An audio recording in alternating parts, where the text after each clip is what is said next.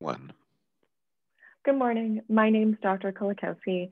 I am a psychiatry resident joined with Dr. Alan Eppel, psychiatrist and psychotherapist this morning. Good morning, Dr. Eppel. Good morning, Julia. Thank you for being here.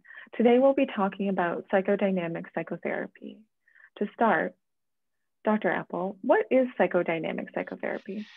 So psychodynamic psychotherapy is the therapy that originally started with Freud, but has changed considerably to many new forms and new adaptations, taking into account attachment theory and neuroscience.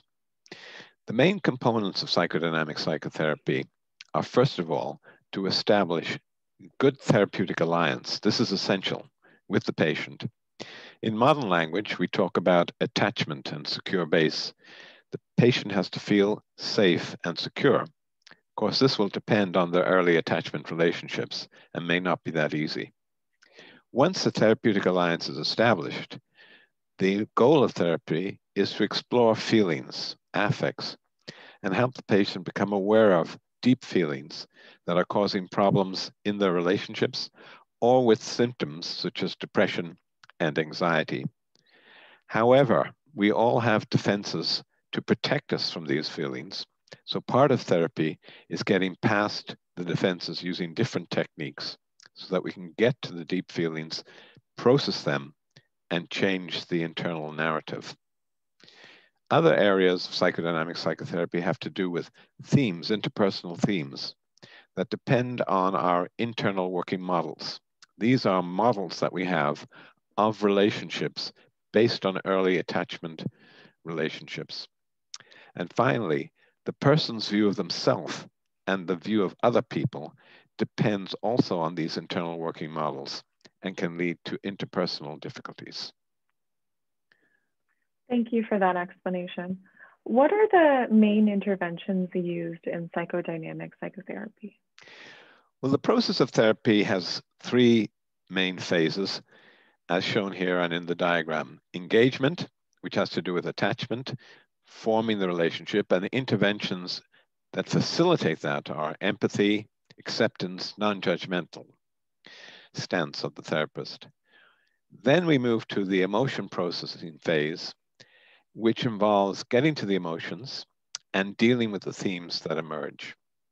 And the last phase is fittingly called termination, which is to deal with the ending of the therapy, and again involves processing loss, as well as many of the themes that have come up during the therapy.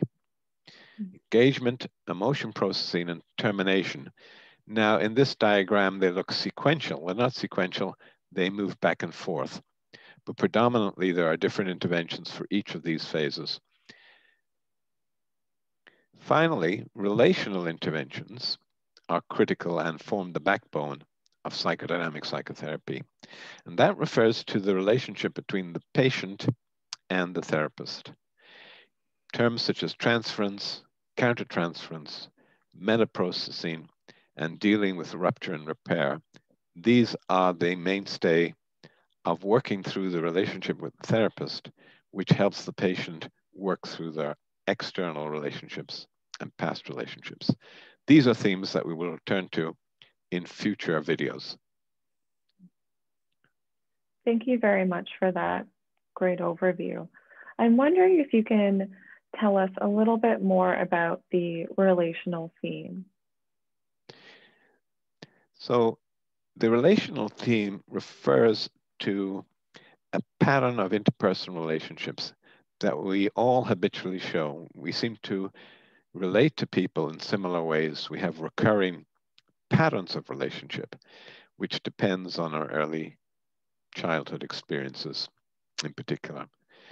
And sometimes these patterns are maladaptive and require working through and insight to help the person understand the patterns.